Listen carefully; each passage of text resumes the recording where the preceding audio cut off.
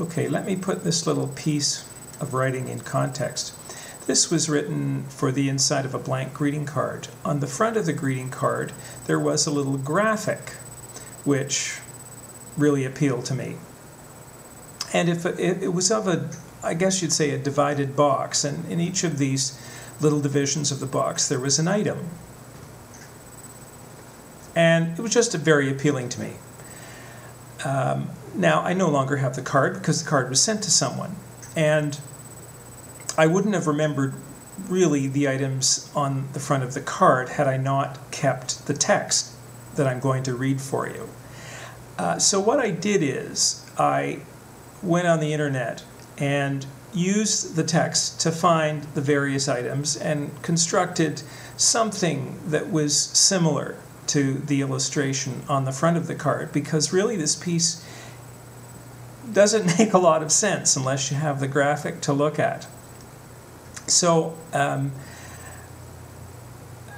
hope you enjoy it, and it's called Kenji's Carp.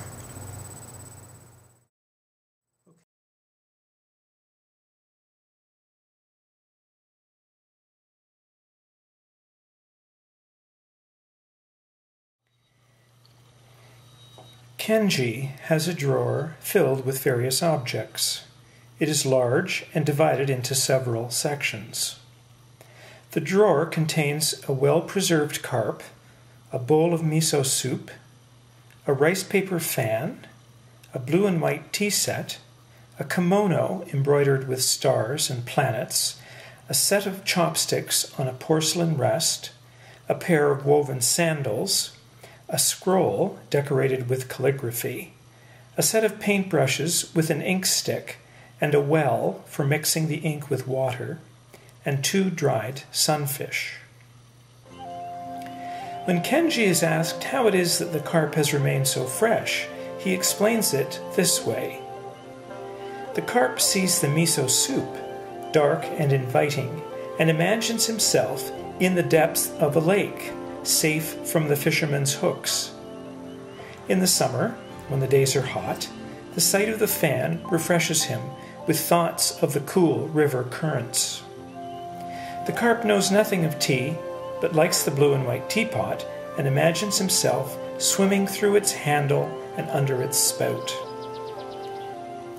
At night, the carp fancies the kimono is the starry vault of the sky and rests contentedly, believing he has survived his predators yet another day.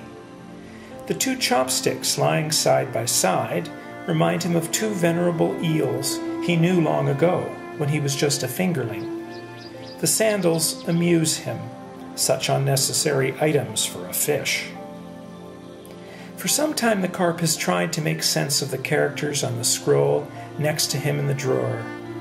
He has seen such symbols on the prows of boats. Though he still cannot decipher the scroll, he has occupied himself many times imagining it tells a story of romance and adventure.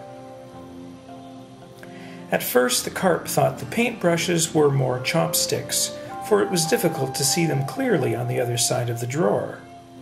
But when the brushes were occasionally removed, he could see that they were tufted, like the heads of men, and so he concluded they were family ancestors waiting in dignified repose for offerings of flowers and fruit which, alas, never seemed to arrive. Kenji says the carp's heart breaks each time he sees the sunfish, whose innards have long ago shriveled away because they could not imagine themselves as anything other than fish put in a drawer by an eccentric man.